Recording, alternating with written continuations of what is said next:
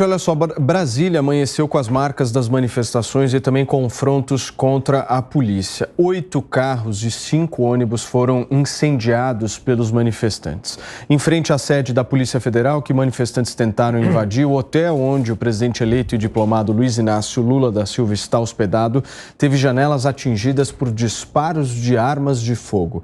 A segurança foi reforçada na região com helicópteros e rondas de agentes das polícias, tanto federal quanto civil e também militar.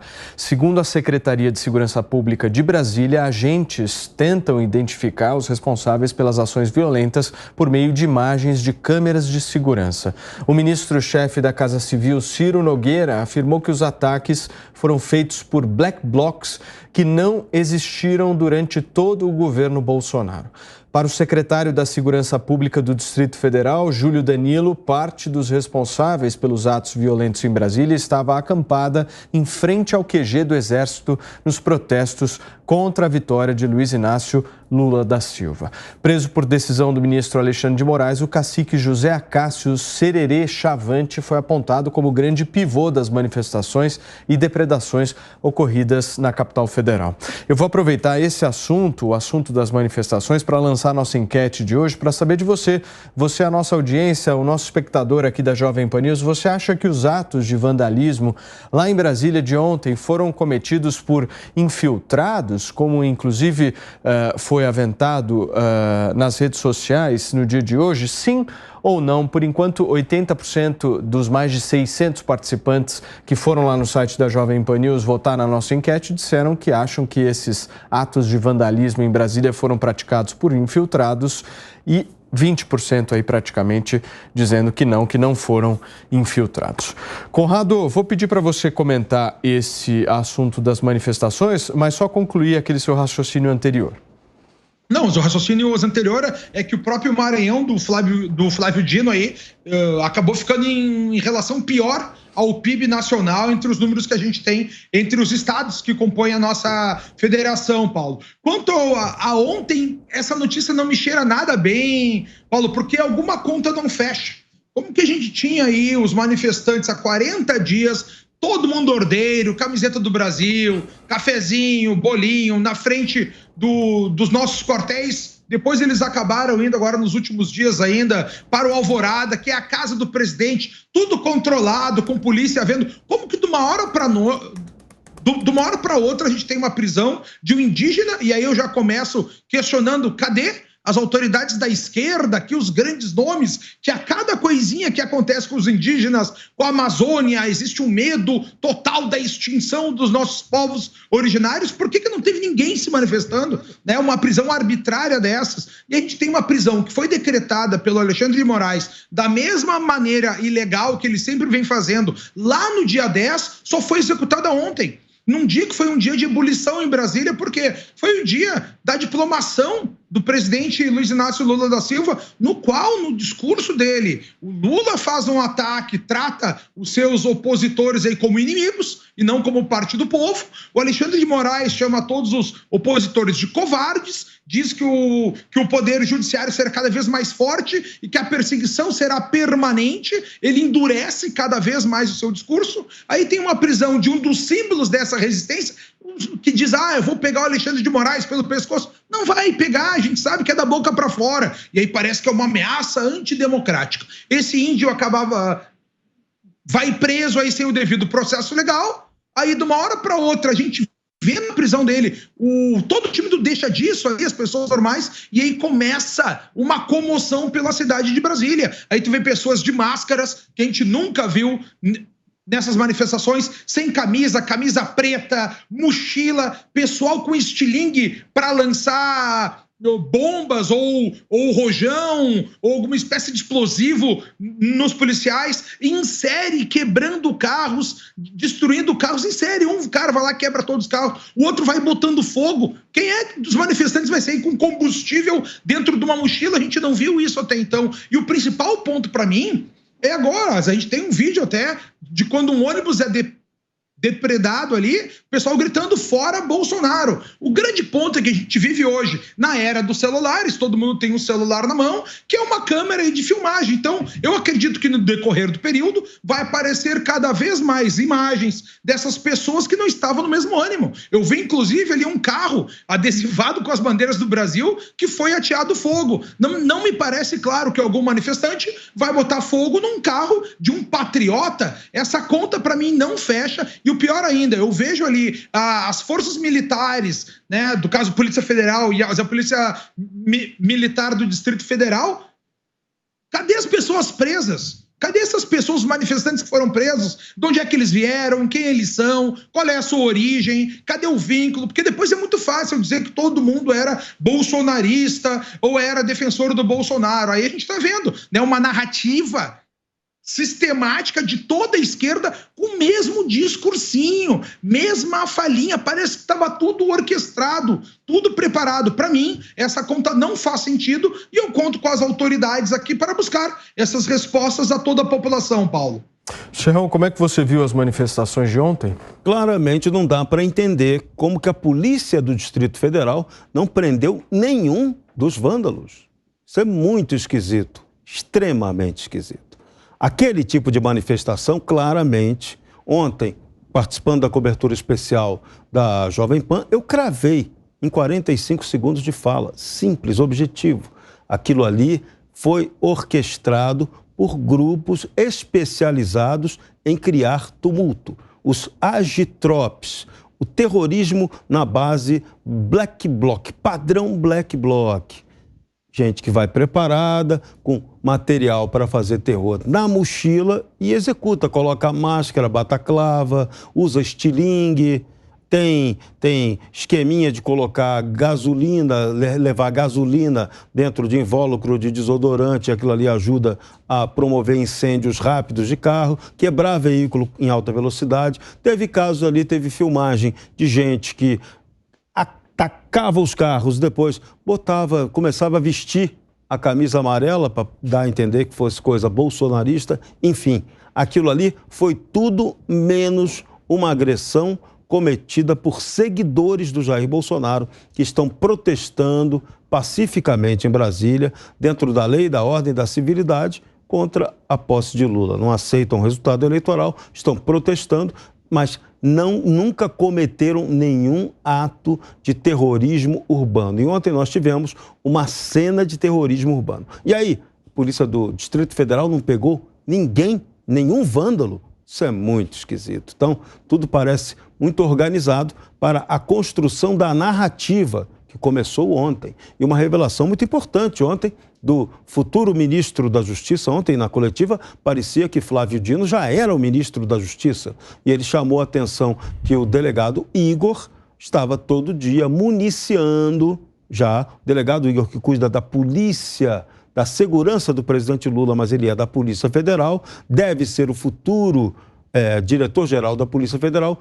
Todo dia ele faz representações contra aqueles que são considerados atos antidemocráticos. E as providências começaram a ser tomadas e o índio que foi preso ontem foi um desses alvos da representação do delegado. Então, veja, governo muito bom esse do PT, já está trabalhando antes de assumir para perseguir os inimigos. Que eficiência, hein? Tomé, partindo do pressuposto e do princípio aí que haveriam infiltrados nessa manifestação, eu quero entender o que vocês pensam sobre isso. Qual seria a razão desses infiltrados estarem lá? O objetivo político seria o quê?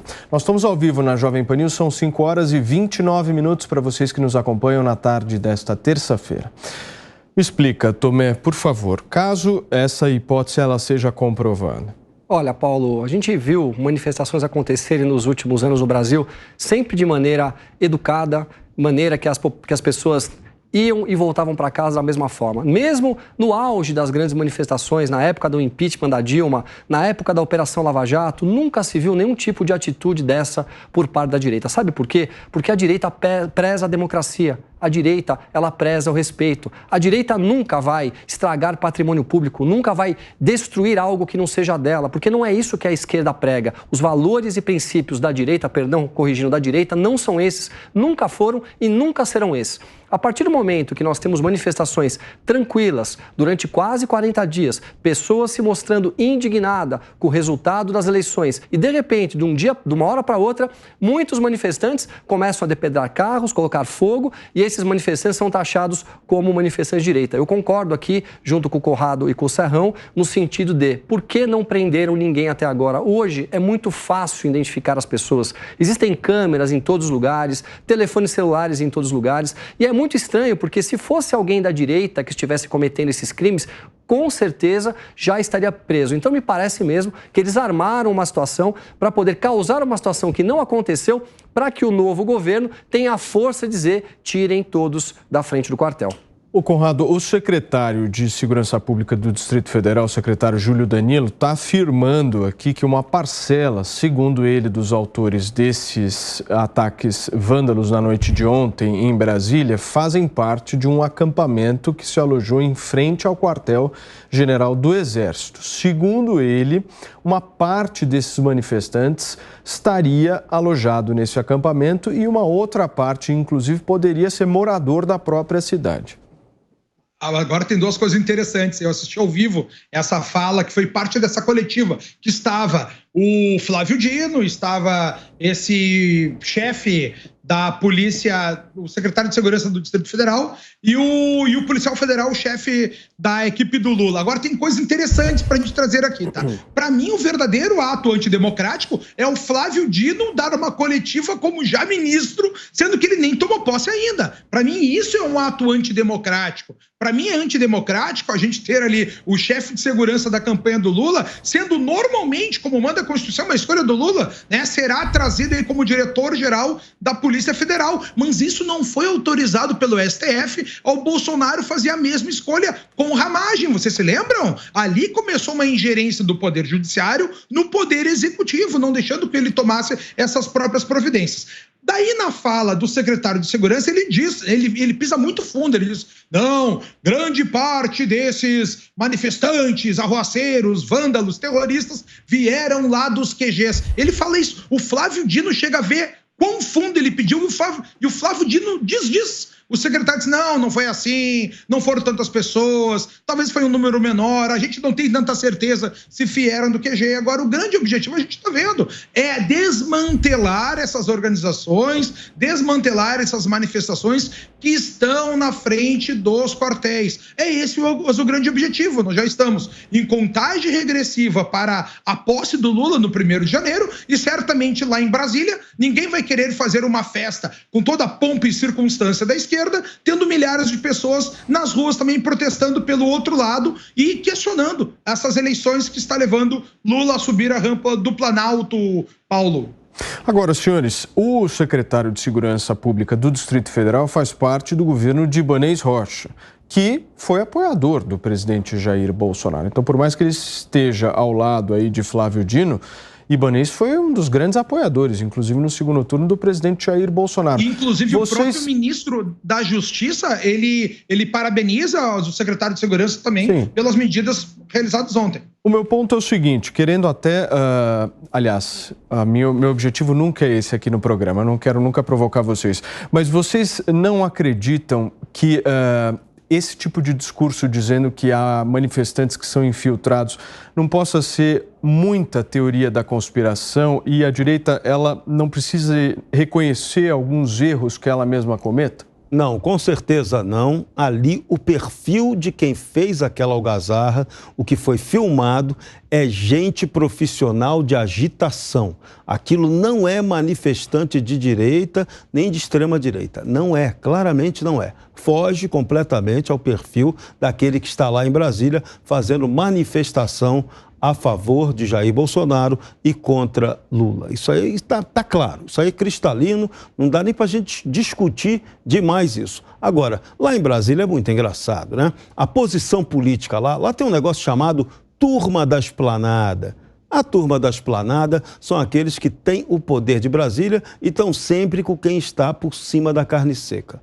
Bolsonaro está deixando de ser o dono da carne seca, então a turma já se aproxima rapidamente, de maneira oportunista, do outro lado que parece ser o vencedor. Então, achar que o governador do Distrito Federal foi aliado de Bolsonaro, o verbo é foi, do verbo foi, nunca mais será. Agora ele já está alinhado com quem está chegando. Ainda mais que ele também é do MDB do Renan e da turma que interessa apoiar.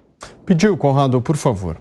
Sim, faz parte, depois de longos dias também em as manifestações, a gente consegue ver uma resiliência, que é uma característica da direita também, pessoal mais velho, pessoal que está acostumado com esse longo tempo aí fazendo manifestações. E ali, como eu disse, foi um dia atípico, um dia que a gente tinha a diplomação do Lula, a gente tinha movimentos de esquerda na cidade. Eu não sei, Paulo, de verdade, se foi pessoa só se foram só black blocs ou não. Agora, tem uma turma diferente e vale a pena a gente lembrar que aqui tem um efeito sociológico, que é o efeito da turba, né? Muitas vezes tu tá ali, cheio de adrenalina, cheio, querendo que a coisa mude, e aí vem um ou outro que dão esse start de violência. E aí talvez possam ter pessoas também que estavam nessas manifestações que podem ter entrado nesse embalo.